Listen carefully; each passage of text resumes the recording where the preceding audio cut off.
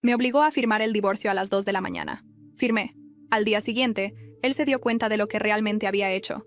Alejandro aventó un montón de papeles sobre la mesa de la cocina a las 2 de la mañana. Firma aquí, aquí y aquí, ordenó, golpeando las hojas con el dedo. Su voz sonaba fría, como si hablara con una desconocida, no con su esposa de 8 años. Lo miré.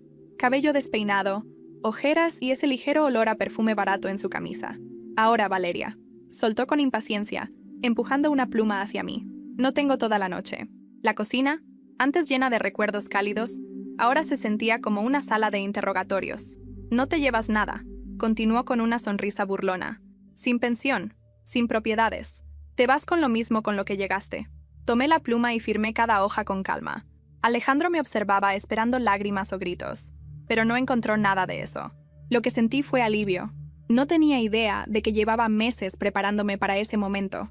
Ya había notado las señales, las noches largas, los mensajes borrados, las contraseñas cambiadas, pero hace 6 meses, una mancha de lápiz labial en su cuello confirmó lo que sospechaba. Esa misma noche llamé a Diana, mi mejor amiga, y a Javier Montes, el mejor abogado de divorcios de Guadalajara. «Me la estás poniendo fácil», dijo Alejandro juntando los papeles. «Pensé que ibas a pelear». Sonreí, recordando los documentos guardados en mi caja de seguridad y todas las pruebas que había juntado en 3 meses. ¿Pelear? Tú ya tomaste tu decisión. Él vaciló, sorprendido por mi calma. Mariana es diferente, dijo. Es ambiciosa, no está estancada en un trabajo aburrido como el tuyo. Pensé en mis alumnos, en mis inversiones y en el futuro que había planeado con cuidado. Espero que sea todo lo que deseas. Alejandro guardó los papeles en su portafolio y sacó su celular, probablemente para escribirle a Mariana contándole su victoria. «No intentes nada estúpido, Valeria», advirtió, dirigiéndose a la puerta. «Alejandro», lo llamé. Se detuvo. «Tal vez quieras leer lo que acabas de hacerme firmar». Se rió, aunque noté un destello de duda en sus ojos. «Sé perfectamente lo que dicen. Yo mismo los redacté». «¿De verdad?», pregunté. «¿O fue tu amigo Sergio, el del club de golf?» Su rostro se ensombreció. «¿Cómo sabes tú...?» «Buenas noches, Alejandro», dije, dándome la vuelta para prepararte. Después de que se fue, me quedé sentada en la mesa, las manos rodeando mi taza. Había pasado meses reuniendo pruebas, preparando la trampa. Él pensó que me estaba engañando, pero nunca vio venir lo que estaba por pasar. Sergio, su supuesto experto legal, era un fraude. Mi abogado, Javier, lo descubrió enseguida. Los papeles que Alejandro me obligó a firmar no eran lo que él creía. Mandé 2 mensajes. A Diana. Listo. A Javier. Cayó en la trampa. Fase 2. Luego subí a empacar sus cosas. Al amanecer entendería todo.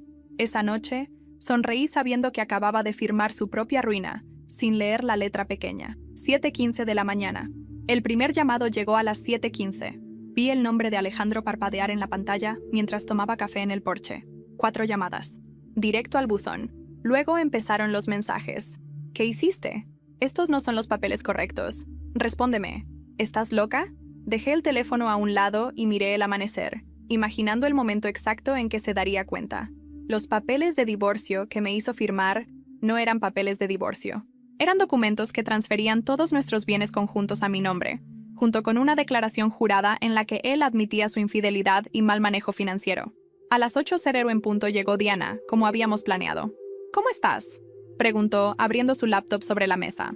«Mejor que Alejandro, supongo», le respondí, mostrándole los mensajes desesperados en mi celular. «Llamó a la oficina», dijo con una sonrisa. «Javier le dijo que con gusto puede agendar una cita. La próxima semana». Tenías que oír cómo tartamudeaba. El timbre sonó a las 8:30. Alejandro estaba en la puerta, con la misma ropa de ayer, la cara entre furia y pánico. «¿Qué demonios me hiciste firmar?», gritó. Me hice a un lado, dejándolo pasar. La presencia de Diana en la mesa lo desconcertó. «¿Y ella quién es?». «Diana Pérez, asistente legal de Montes y Asociados», respondió ella con tono profesional. «Tome asiento, por favor. Tenemos algunos asuntos que tratar». La cara de Alejandro se puso pálida. «¿Montes y Asociados? ¿El despacho de Javier Montes?». «El mismo», dije en voz baja. «¿Café?». Ignoró la oferta, sacando los papeles de su portafolio y lanzándolos sobre la mesa. «Estos no son los documentos que Sergio preparó. ¿Los cambiaste?». «No, Alejandro», lo corregí. «Son exactamente los mismos que trajiste anoche, solo que nunca te diste el tiempo de leerlos. Demasiado ocupado texteando a Mariana, supongo». Diana abrió su laptop. Señor Torres, dijo, ¿le parece si revisamos lo que realmente firmó? Primero, la transferencia de todos los bienes conjuntos al nombre de la señora Torres, firmada por usted en las páginas 3, 7 y 12.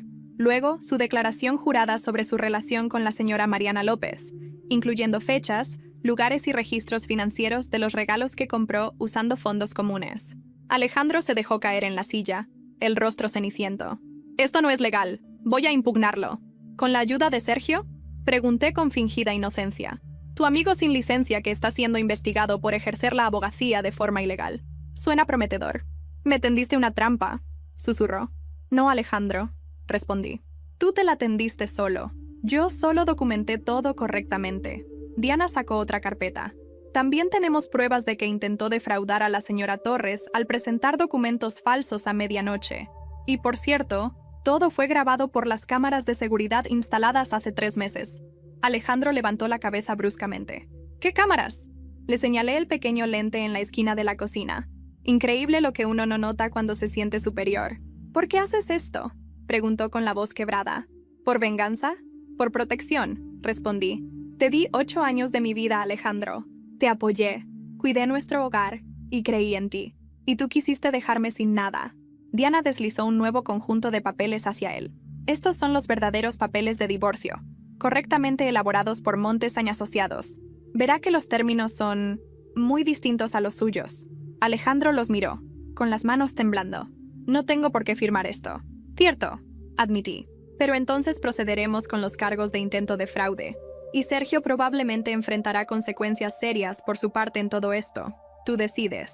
No pueden probar. En realidad sí podemos, lo interrumpió Diana girando su laptop hacia él. Tenemos todo. Las grabaciones, tus mensajes con Sergio planeando esto y los documentos ilegales que él preparó. ¿Quieres verlos? Alejandro se desplomó en la silla, finalmente entendiendo la magnitud de lo que había hecho. Voy a perder mi trabajo si esto sale a la luz. Nunca imaginé que el sonido del café cayendo en la cafetera pudiera ser tan pacífico después de una noche como aquella. Me senté en el porche, con el cabello aún húmedo y los pies descalzos, mirando cómo el sol se colaba entre los tejados de Guadalajara. Tenía el celular boca abajo sobre la mesa. Sabía que en cuanto lo volteara, habría llamadas, mensajes, tal vez insultos, pero no tenía prisa. A las 7:15 en punto sonó el primer timbre. Era él, Alejandro. Dejé que sonara. Luego otro y otro más. 4 llamadas sin responder. Después, los mensajes empezaron a llegar como disparos. ¿Qué hiciste? Estos no son los papeles correctos. Respóndeme, Valeria. ¿Estás loca? No, no estaba loca. Estaba libre. Respiré hondo. Había pasado meses esperando ese día, calculando cada paso, cada palabra, cada firma. No fue impulsivo, fue meticuloso. Alejandro siempre pensó que yo era débil, predecible, pero anoche firmó su propia derrota con sus propias manos. A las 8:00, Diana llegó con su laptop y una sonrisa de quien sabe que todo salió perfecto. ¿Lista para el segundo round?, me preguntó mientras dejaba el bolso sobre la mesa. Más que lista, respondí, sirviéndole café.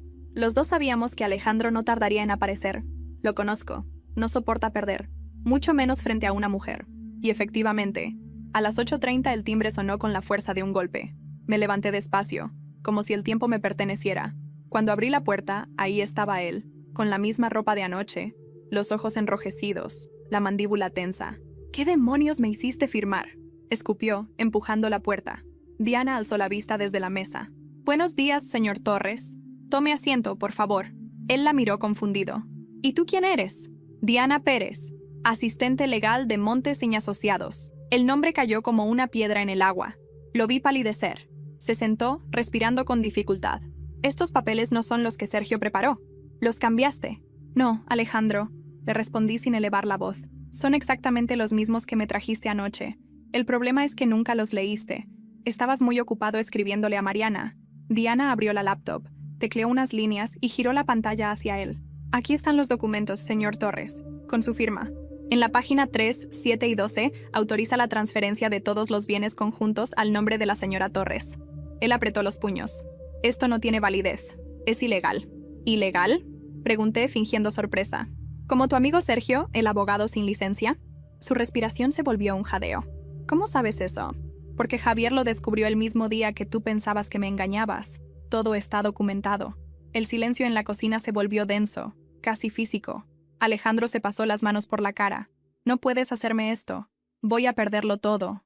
Ya lo hiciste, le dije. Solo estás viendo las consecuencias. Se levantó abruptamente. Esto no va a quedar así. Por supuesto que no, interrumpió Diana, entregándole una nueva carpeta. Aquí tiene los verdaderos papeles de divorcio. Si no los firma, procederemos con la denuncia por intento de fraude. Alejandro los tomó, los hojeó con torpeza y los lanzó sobre la mesa. No pienso firmar nada. Es tu elección, respondí. Pero recuerda que las cámaras grabaron todo. No tienes cómo negarlo. Sus ojos buscaron el lente en la esquina. Cuando lo vio, comprendió. Instalaste cámaras en mi casa. Nuestra casa, corregí. Y sí, lo hice para protegerme. Salió tambaleando, golpeando la puerta al cerrar. El sonido resonó como un punto final. Diana suspiró. No pensé que aguantarías tan firme. Ni yo, admití. Pero ya no me queda nada que temer.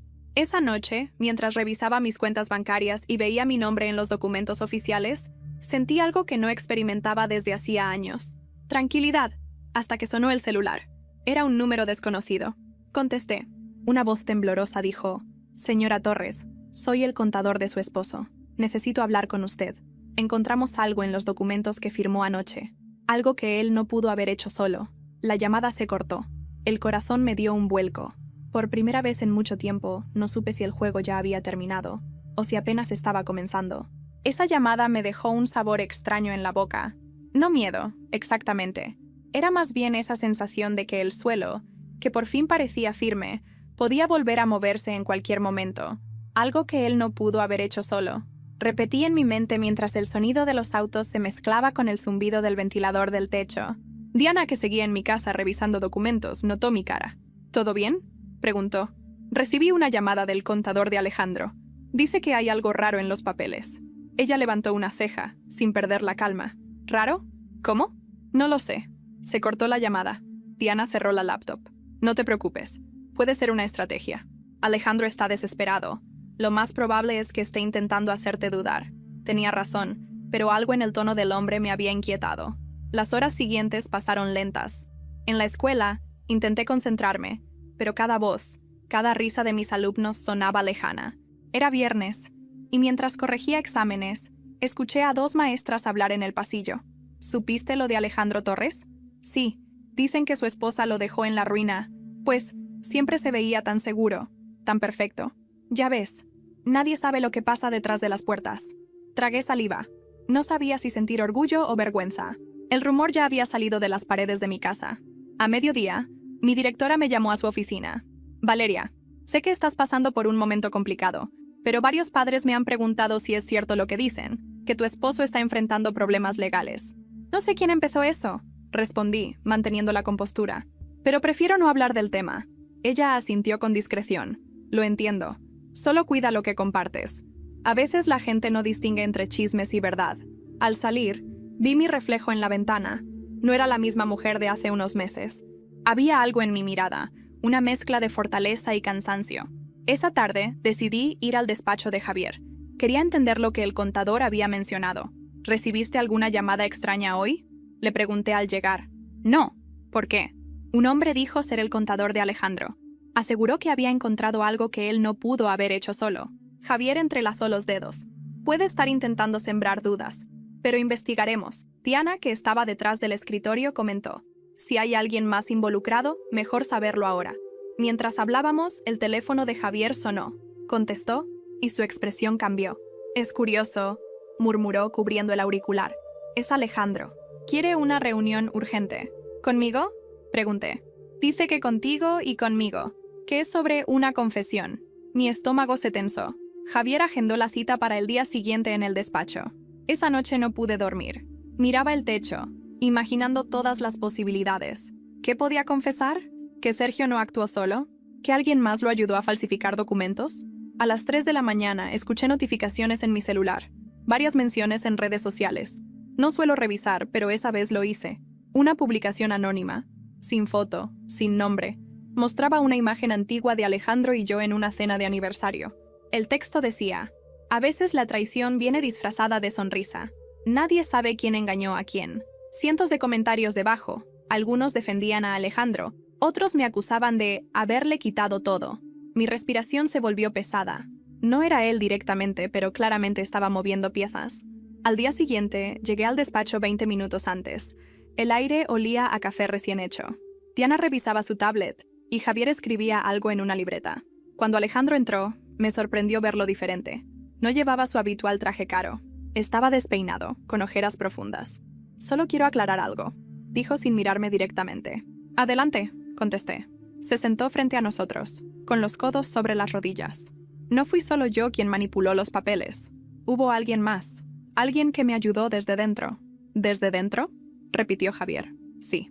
Alguien del mismo banco donde tú tienes tu caja de seguridad, Valeria. El silencio que siguió fue absoluto. Sentí el corazón acelerarse. ¿Qué estás diciendo, Alejandro? Que todo esto tal vez no salió tan perfecto como crees. Sacó del bolsillo una hoja doblada y la dejó sobre la mesa. Era un comprobante bancario con mi nombre y una transferencia que yo jamás había autorizado. Esto llegó ayer a mi correo. Y no fue Sergio quien la hizo. Diana lo tomó y leyó en voz baja. La fecha es de hace 2 semanas. Exacto, dijo él. Alguien manipuló algo mientras tú pensabas que todo estaba bajo control. Su voz era grave, casi derrotada. Me quedé mirando el papel, sintiendo un escalofrío recorrerme la espalda. No supe qué me asustaba más, que dijera la verdad, o que fuera otro de sus juegos. Javier rompió el silencio. Vamos a investigar esto, pero si hay alguien más, saldrá a la luz. Alejandro se levantó lentamente. Eso espero, murmuró, dirigiéndose a la puerta. Porque si lo que descubrí es cierto, Valeria, no fuiste la única que planeó algo. La puerta se cerró con un clic seco. Nadie habló por un largo rato. Solo el zumbido del aire acondicionado llenó la sala. Entonces, Diana me miró con el ceño fruncido. Valeria, si esa transferencia es real, alguien dentro del banco te traicionó. Sentí que el mundo volvía a inclinarse bajo mis pies. Y por primera vez desde que todo empezó, ya no estaba segura de quién tenía realmente el control. El fin de semana llegó con un silencio extraño. Había apagado el celular, desconectado el timbre y evitado abrir el correo electrónico. Necesitaba pensar, pero pensar se volvió imposible cuando la mente teje posibilidades con cada sombra. Esa transferencia desconocida era una espina constante en la cabeza. ¿Quién podría haber tenido acceso a mi caja de seguridad?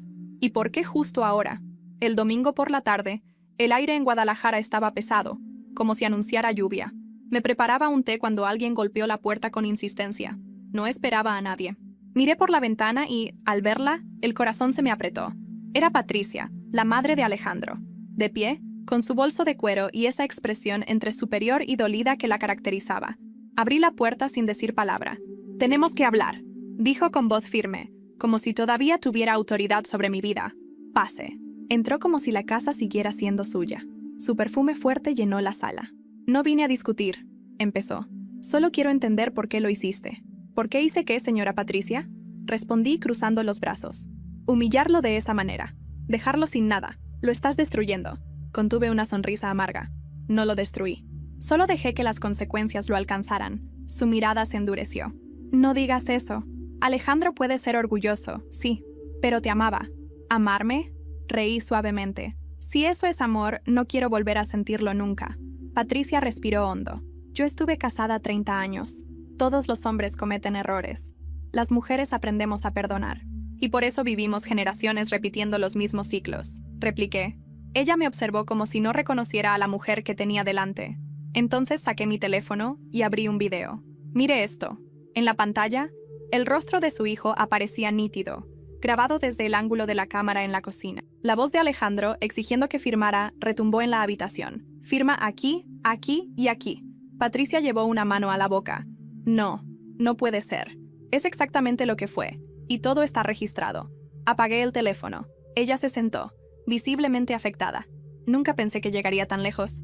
La miré con algo de compasión. «No vine a vengarme de usted ni de su familia. Solo me cansé de fingir». Patricia asintió lentamente. Por un momento, sus ojos se suavizaron. «Solo ten cuidado, Valeria. No conoces a mi hijo cuando se siente acorralado». Se levantó y antes de irse, dejó un sobre la mesa. «Esto lo encontré en su coche. No sé qué significa, pero te concierne». Esperé a que se marchara para abrirlo. Dentro había un recibo impreso, con el membrete de un banco, una solicitud de acceso a mi caja de seguridad, fechada una semana antes de que Alejandro me obligara a firmar, y el nombre que figuraba como autorizado temporal era de una persona que conocía muy bien, Mariana López. Sentí un golpe seco en el pecho. ¿Cómo era posible? La amante de mi exmarido había tenido acceso a mi caja. Eso explicaba la transferencia. Eso explicaba todo. Encendí el celular de inmediato y marqué a Diana. «Necesito verte ahora». «¿Pasó algo?», preguntó con tono alerta. «Sí, creo que acabo de descubrir quién manipuló los documentos». 20 minutos después, estábamos en la mesa del comedor. Los tres, Diana, Javier y yo. Les mostré el recibo. Javier lo examinó con cuidado. «Esto no es una simple solicitud. Es una autorización oficial. Solo alguien con contactos dentro del banco podría conseguir algo así». «¿Mariana tiene ese tipo de conexiones?», preguntó Diana. «Trabaja en recursos humanos de una empresa financiera, ¿recuerdas?», respondí. «Pero no creí que pudiera llegar tan lejos». Diana frunció el ceño. «Si ella tuvo acceso, pudo alterar algo o mover dinero sin que te dieras cuenta. Y eso explicaría la transferencia», añadió Javier. «Pero aún falta comprobarlo». Mi cabeza hervía. Todo lo que había planeado con tanto cuidado podía volverse en mi contra si ella había manipulado pruebas. «Javier», dije en voz baja, ¿puedes averiguar si alguien más del banco participó en esto? Puedo intentarlo, pero necesito tiempo. Mientras él hablaba, mi celular vibró de nuevo. Un mensaje de un número desconocido. «Deberías cuidar mejor tus secretos, Valeria. No todo lo que crees seguro lo está». El estómago se me revolvió. No tenía idea de quién lo enviaba. Pero lo peor no era el mensaje. Era la foto adjunta. Una imagen de mi caja de seguridad abierta con los documentos dentro. Javier tomó el celular, lo analizó y dijo con tono tenso: «Esa foto fue tomada desde adentro del banco». El silencio nos envolvió. Diana me miró sin parpadear. «Valeria, si Mariana llegó hasta ahí, esto dejó de ser una simple venganza». Sentí un frío recorrerme la espalda. La calma que había construido durante meses se quebraba poco a poco. Y mientras el reloj marcaba las 9 de la noche, solo pude pensar en algo. Si Mariana había entrado una vez, podía hacerlo de nuevo. Dormí poco esa noche. Entre las sombras del techo y el eco de ese mensaje, entendí algo que hasta entonces no había querido aceptar. Mariana no era una simple amante. Era mucho más calculadora de lo que imaginé. Alejandro podía ser impulsivo, pero ella jugaba a largo plazo. Al amanecer, me senté en el porche con un café y el recibo del banco entre los dedos. La firma al pie era clara, y lo más inquietante era que llevaba el sello oficial de la sucursal donde siempre había guardado mis documentos. Si eso era real, alguien dentro había colaborado. A las 8 en punto, Javier me llamó. «Valeria, ya confirmé algo». Su voz sonaba más grave de lo normal. «Efectivamente, hubo un acceso a tu caja hace 3 semanas, y no solo de Mariana». «¿Qué quieres decir?», pregunté, sintiendo cómo el corazón se me apretaba. «El sistema muestra 2 ingresos el mismo día. Uno a nombre de Mariana López y otro a nombre de un empleado del banco, Arturo Medina, gerente de seguridad». Guardé silencio. Ese nombre no me era desconocido. Lo había visto varias veces, firmando correos o atendiendo cuando iba personalmente al banco. «¿Lo conoce?», preguntó Javier. «Sí, siempre fue amable. Me ofrecía café, me llamaba por mi nombre». Javier suspiró. «Diana y yo creemos que él fue quien facilitó el acceso de Mariana. Estamos reuniendo pruebas. Pero necesito que no hagas nada todavía. Que no haga nada». Esas palabras retumbaron en mi cabeza durante horas. Pero cuando pasas años siendo ignorada, subestimada y manipulada, quedarte quieta ya no es una opción. Esa tarde decidí ir personalmente al banco. No avisé a nadie. Llevaba el recibo en el bolso, el rostro sereno y la mirada fija.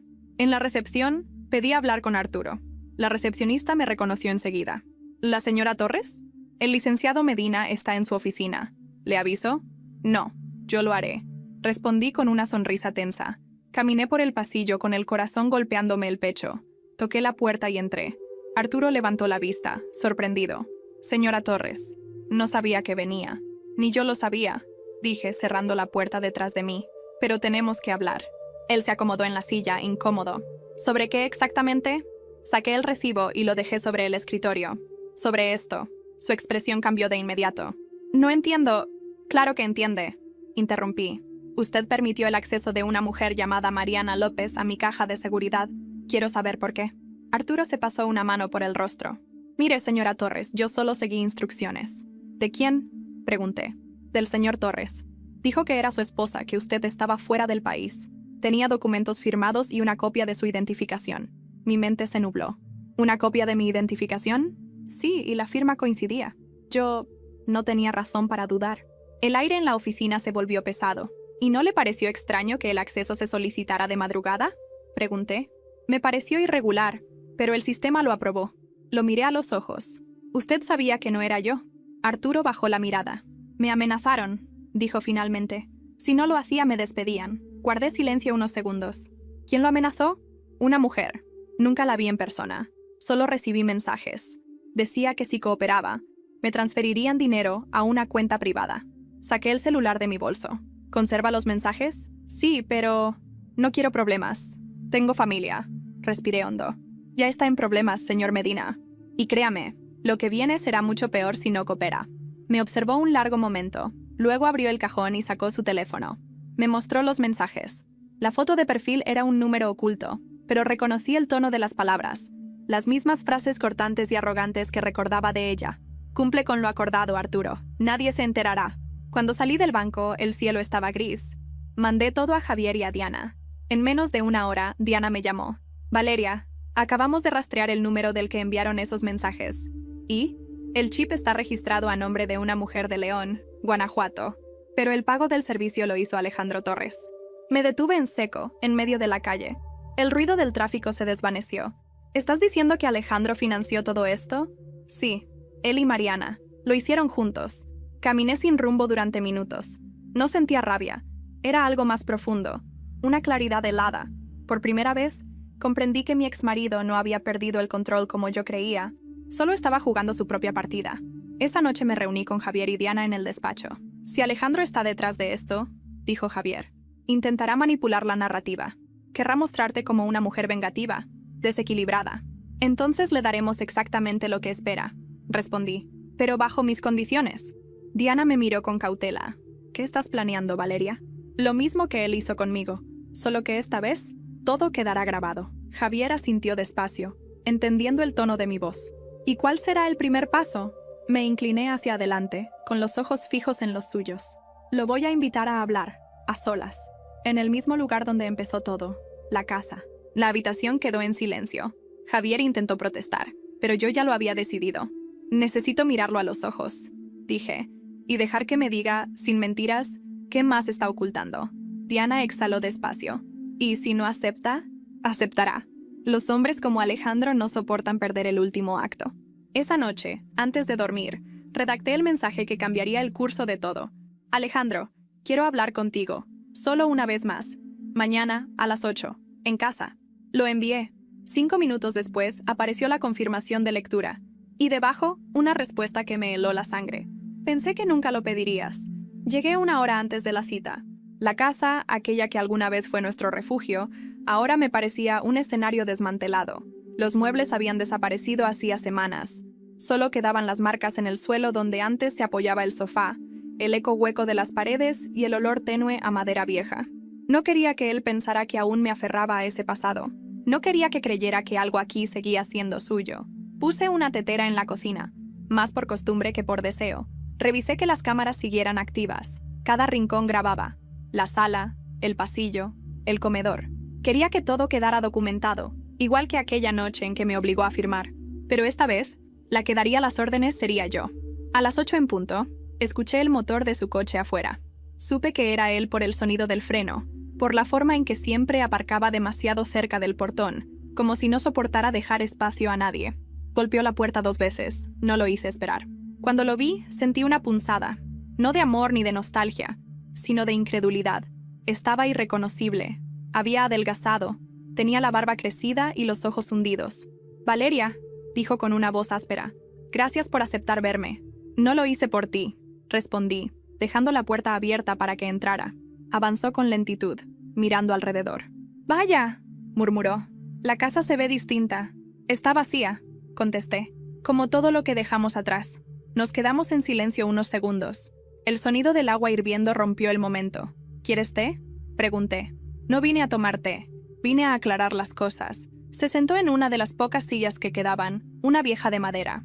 Apoyó los codos sobre la mesa, mirándome con una mezcla de culpa y desafío. «Sé que sabes lo de Mariana», dijo finalmente. «Sé mucho más que eso», repliqué. «No fue lo que piensas», continuó. «Ella me engañó a mí también». Solté una risa corta. «¿A ti? ¿De verdad crees que alguien va a sentir lástima?»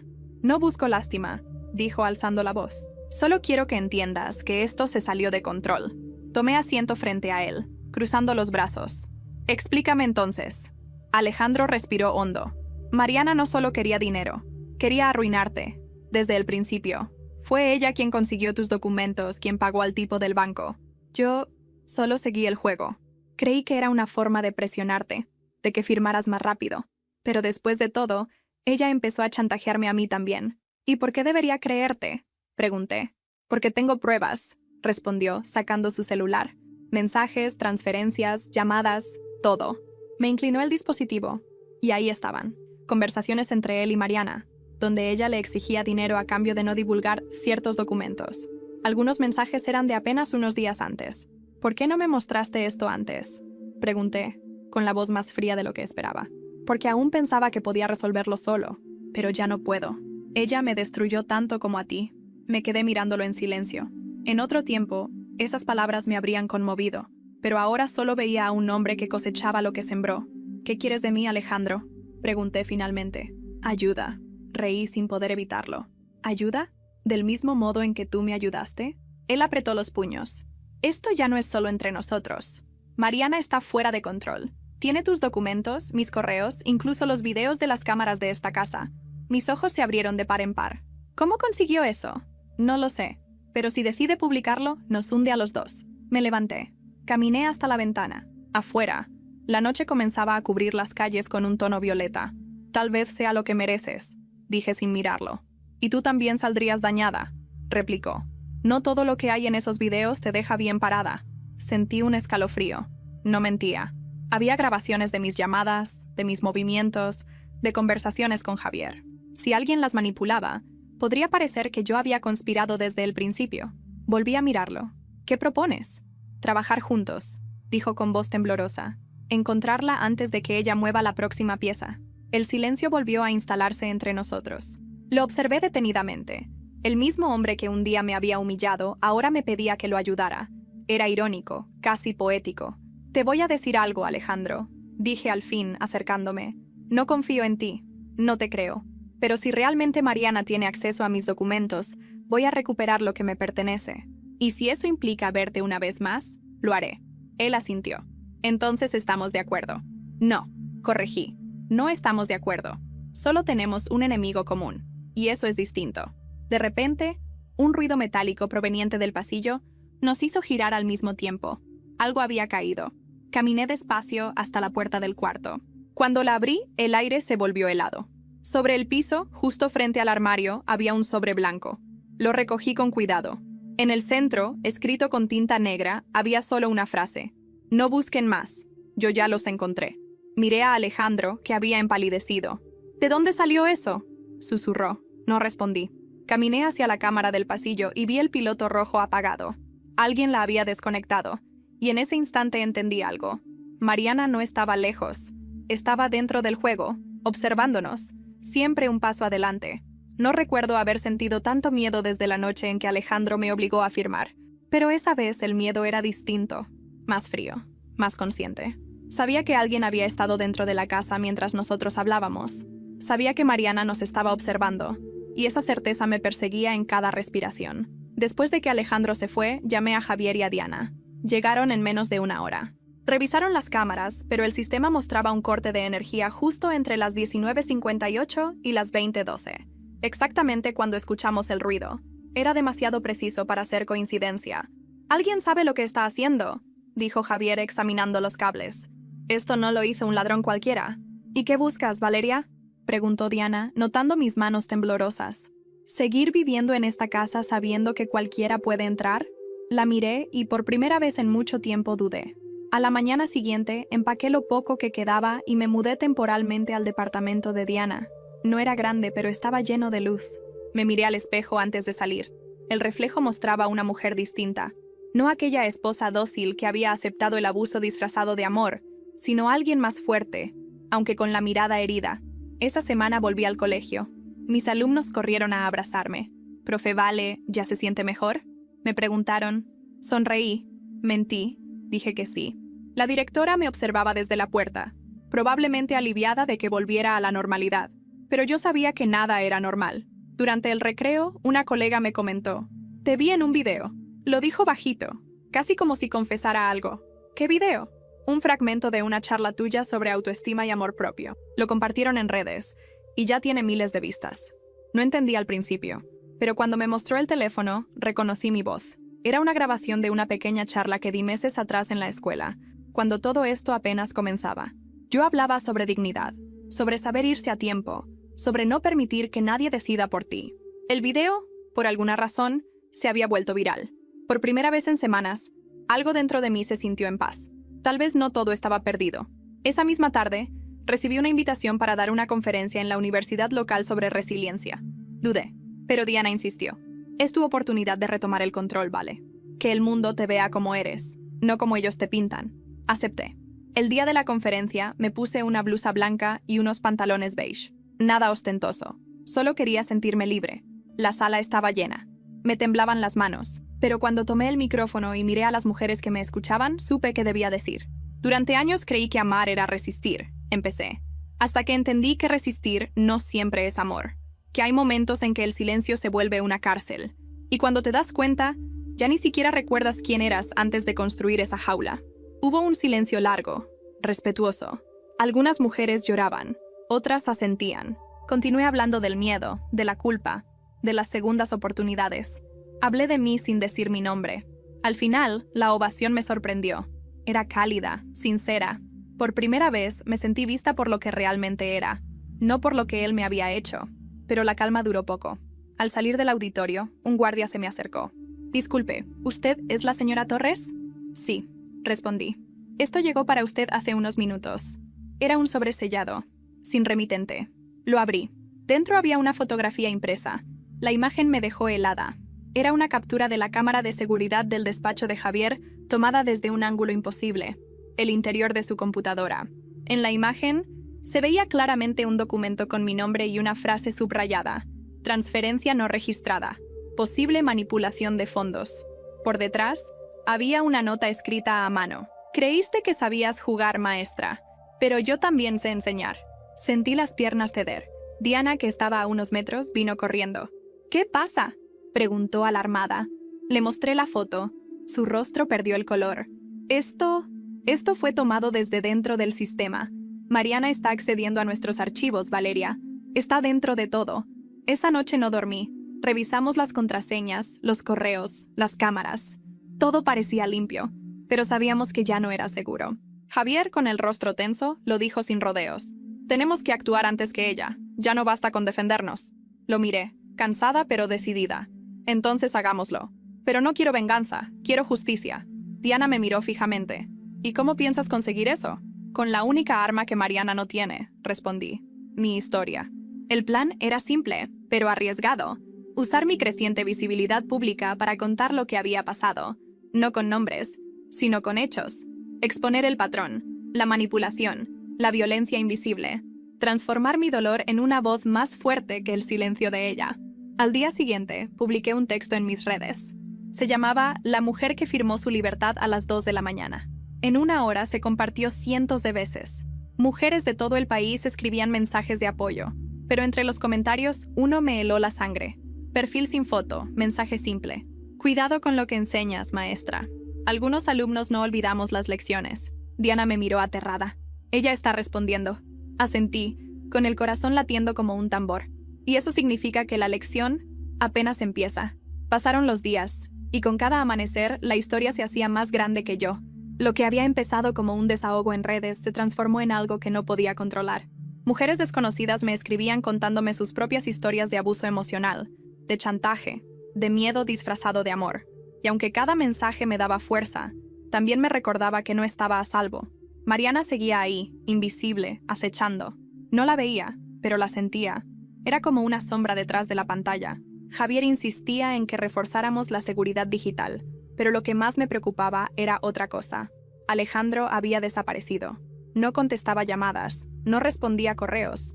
Ni siquiera su madre sabía de él. Al principio pensé que se había ido del país, intentando escapar de la vergüenza, pero el instinto me decía otra cosa. Una tarde, cuando terminaba de revisar exámenes en la escuela, recibí una llamada de un número desconocido. «¿Señora Torres?», dijo una voz masculina. «Le hablamos de León. Tenemos una cita médica agendada a nombre del señor Alejandro Torres para mañana. Solo queremos confirmar su asistencia. Me quedé en silencio unos segundos. ¿Una cita médica? ¿Dónde exactamente? Clínica Santa María, ala norte. Registro de control psiquiátrico. Casi se me cae el teléfono. No entendí. ¿Psiquiátrico? ¿Por qué? Esa noche llamé a Javier. Necesito que averigües si es cierto. Le pedí. ¿Crees que fingió eso para llamar tu atención? No lo sé. Pero si está en León, Mariana también podría estar cerca. El día siguiente amaneció nublado. Conduje durante 4 horas hasta León. Cada kilómetro se sentía eterno. Llegué a la clínica poco antes del mediodía. El edificio era moderno, con jardines perfectamente cortados y un silencio inquietante. En recepción, pregunté por él.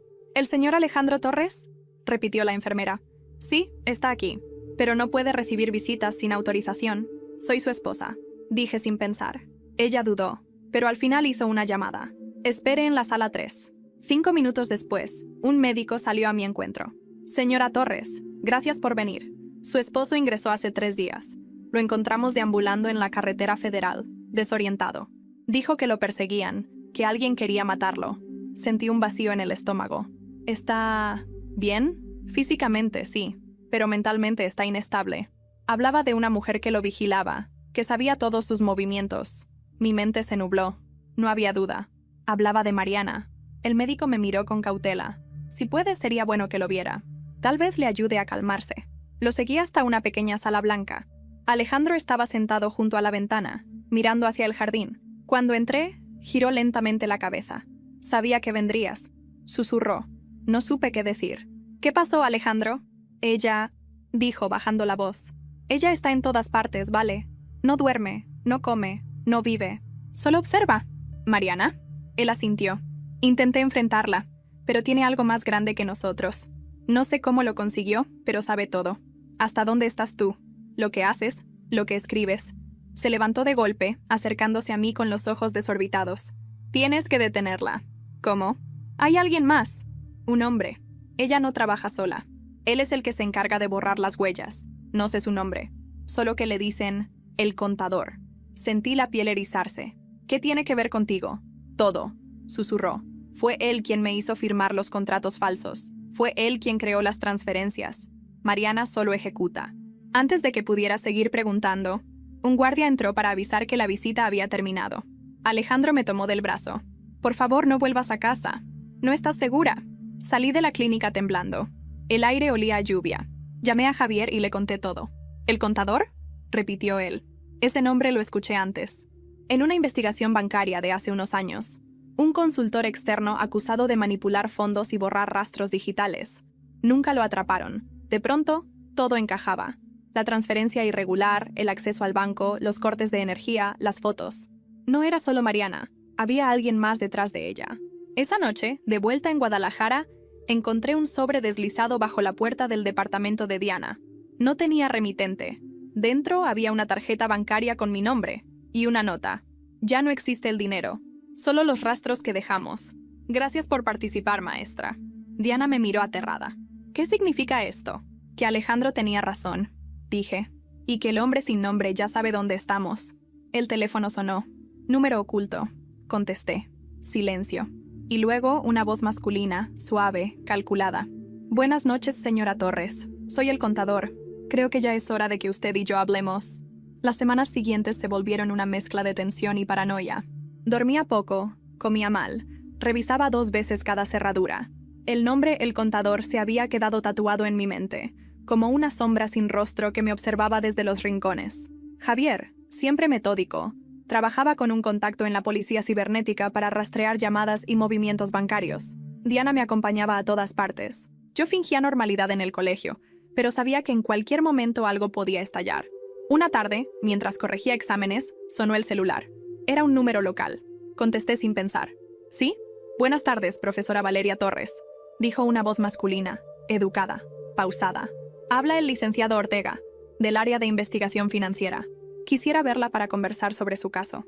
¿Mi caso? Pregunté. Sí, señora. Hemos encontrado irregularidades en las cuentas del señor Alejandro Torres, y su nombre aparece vinculado a ciertos movimientos. Sentí como la sangre se me helaba. ¿Dónde nos vemos? En la Fiscalía de Guadalajara, mañana a las 10. No se preocupe, Es solo una declaración rutinaria. Colgué con la garganta seca. Javier me aseguró que podía acompañarme, pero algo dentro de mí me pidió ir sola. No sé si fue intuición o necesidad de cerrar un ciclo. La mañana siguiente, el cielo estaba gris, casi metálico. Entré al edificio con una carpeta en la mano y una calma fingida. En recepción, la funcionaria revisó mi nombre. Lo siento, señora, aquí no hay ninguna cita agendada a su nombre. ¿Está segura? Me llamó un licenciado Ortega. Aquí no trabaja nadie con ese nombre. El corazón me dio un vuelco. Salí del edificio apresurada y fue entonces cuando lo vi. Alejandro, de pie, al otro lado de la calle. Estaba distinto, más delgado, con barba de varios días, la ropa arrugada. Pero sus ojos, esos seguían igual. Mezcla de culpa y algo que no supe descifrar. Cruzó la calle lentamente. Sabía que vendrías, dijo. ¿Qué demonios haces aquí? Pregunté, retrocediendo un paso. Necesitaba verte. ¿Eras tú el que me llamó? No, pero también recibí una llamada igual. Me citaron en otro edificio, con el mismo nombre. Nos quedamos mirándonos, confundidos, alertas. «Mariana», dije al fin. Él asintió. «Quiere reunirnos, no sé para qué». De pronto, un coche negro se detuvo frente a nosotros. La ventana del copiloto se bajó apenas unos centímetros. Una voz femenina, suave, clara, salió del interior. «Suban. No quiero hacer esto en la calle». Reconocí la voz de inmediato. «Mariana». Alejandro me miró. «No tenemos opción», susurró. Subimos. El auto olía a perfume caro y cuero nuevo. Mariana estaba impecable, como siempre. Cabello recogido, labios rojos. Esa calma que siempre escondía veneno. «Veo que todavía confían en los teléfonos», dijo con una sonrisa. «Qué ingenuos». «¿Qué quieres, Mariana?», pregunté. «Cerrar el círculo. Todos ganaron algo con este juego, ¿no? Tú, tu libertad. Él, su castigo. Yo, mis beneficios». Pero llegó la hora de limpiar los nombres. Sacó de su bolso una carpeta y la dejó sobre mis piernas. Dentro había documentos, los mismos que ella había robado de mi caja de seguridad, junto con registros de transferencias y capturas de pantalla. «Ahí tienes todo, maestra. Las pruebas, los movimientos, las grabaciones. Lo que quieras usar». «¿Y por qué me lo das?», pregunté, desconfiando. «Porque ya no me sirve». El contador se fue. Me dejó con las sobras. «Y tú eres la única que puede acabar con esto». Alejandro intervino, incrédulo. «¿Y esperas que te creamos?».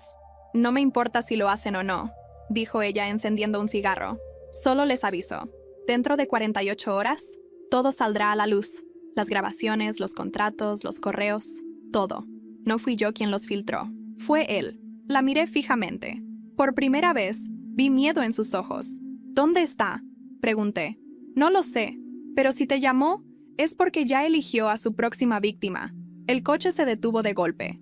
«Aquí termina nuestra charla», dijo ella. Salimos sin hablar. La lluvia comenzaba a caer, fina, constante. Esa noche Javier vino al departamento con noticias. Encontramos rastros de una llamada internacional desde un servidor cifrado. La IP está registrada en Monterrey. ¿Y adivina a nombre de quién? Arturo Medina. ¿El del banco?, pregunté. Exacto, pero lo curioso es que murió hace 2 días. Sentí un nudo en la garganta. Entonces, ¿quién está haciendo las llamadas ahora? No lo sé, pero quien sea, usa su identidad. De repente, mi celular vibró. Un nuevo mensaje, sin remitente. «El espejo no miente, Valeria. Mírate bien antes de culpar a los demás». Corrí al baño, casi por reflejo. Frente al espejo, mi rostro temblaba bajo la luz fría. Detrás de mí, en el reflejo, juraría haber visto una silueta. Me giré. Nada, solo el sonido lejano de mi propio celular cayendo al suelo.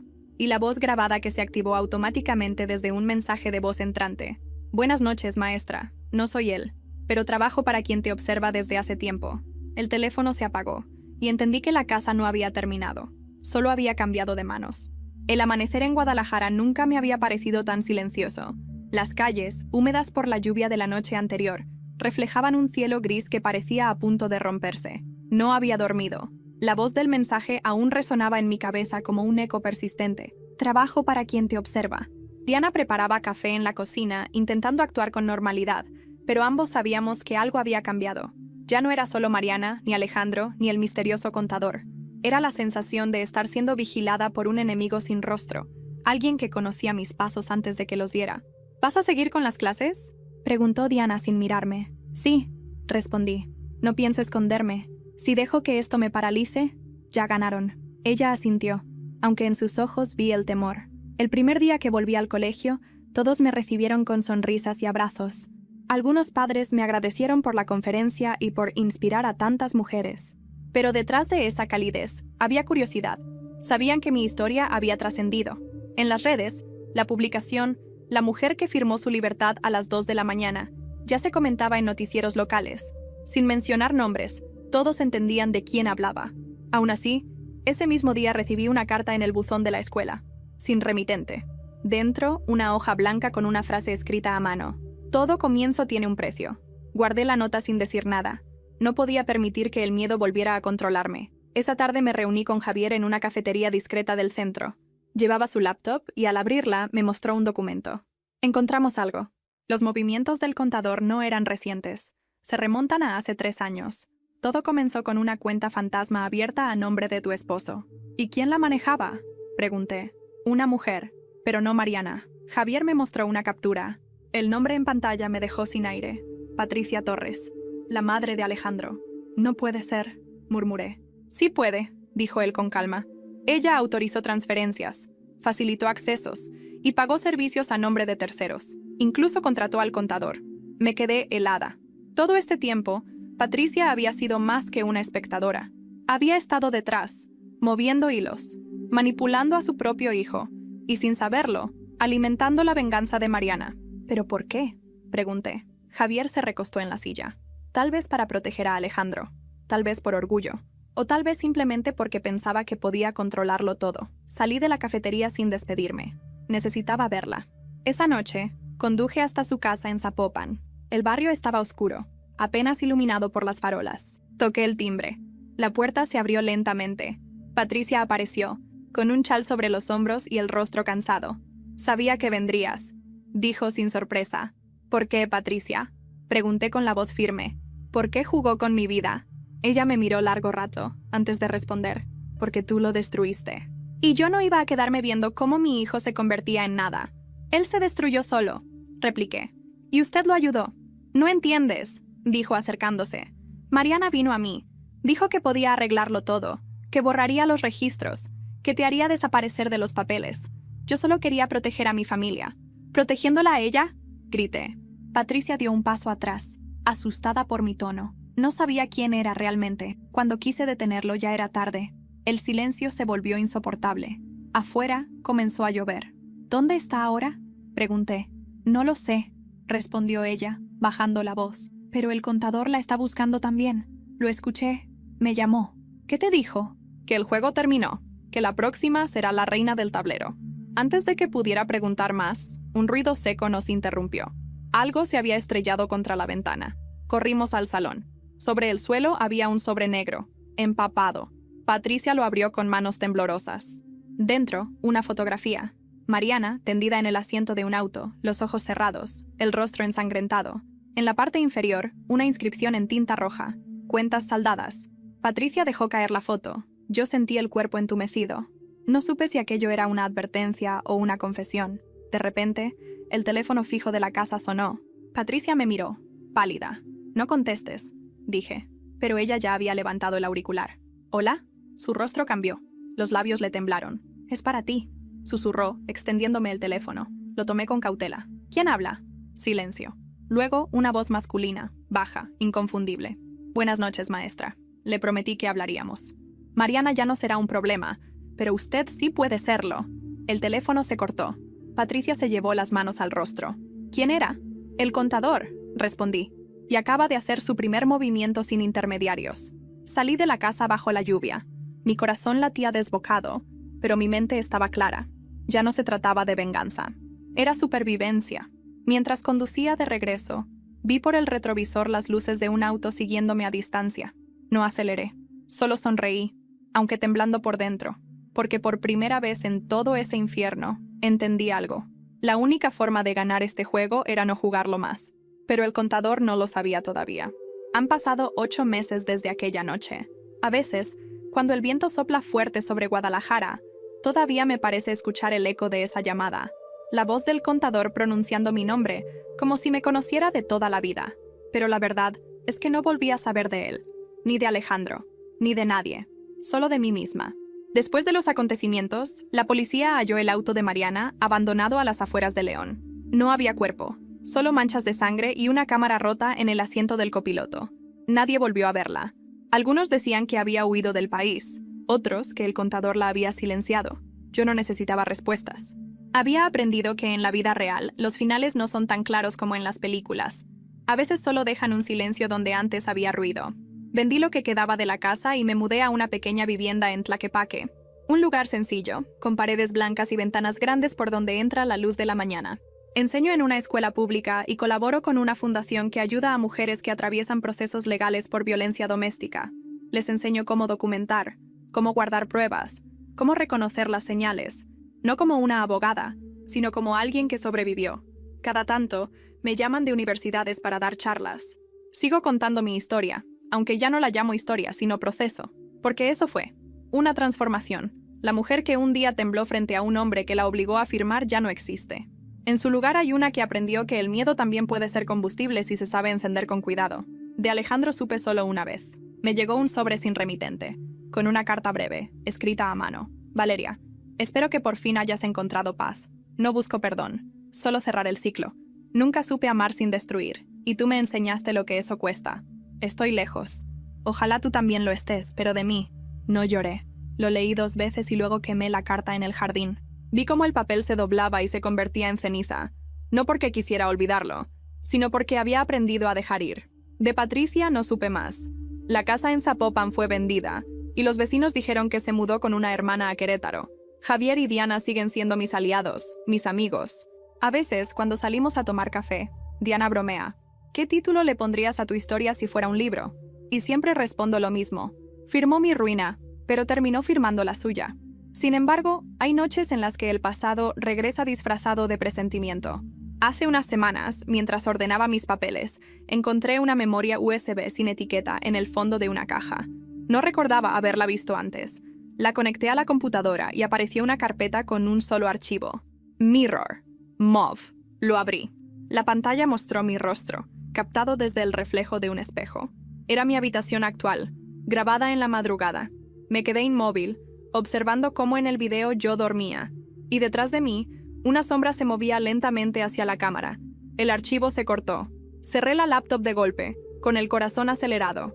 Llamé a Javier. ¿Estás en casa?, preguntó al escuchar mi voz temblorosa. Sí, pero alguien entró. O estuvo aquí. Voy para allá. No toques nada. Cuando colgué, respiré profundo. Miré mi reflejo en el espejo del pasillo y, por un instante, creí ver la sombra de nuevo. Pero no estaba segura. La noche era silenciosa. El reloj marcaba las 3:03. Encendí todas las luces y me senté en la sala esperando a que llegara Javier. Y mientras el tiempo se alargaba, me di cuenta de algo inquietante. No sentía miedo, ni rabia, ni angustia. Solo una calma absoluta. Porque quizá el contador aún existía. Quizá seguía vigilándome. O quizá solo era un fantasma creado por todos los errores que dejé atrás. Pero yo ya no era la víctima de nadie. Tomé mi diario, escribí una sola frase y lo cerré. Al final, todos firmamos algo. Un final, una culpa, una libertad. Yo firmé la mía. Apagué la luz, y por primera vez en mucho tiempo, dormí sin soñar.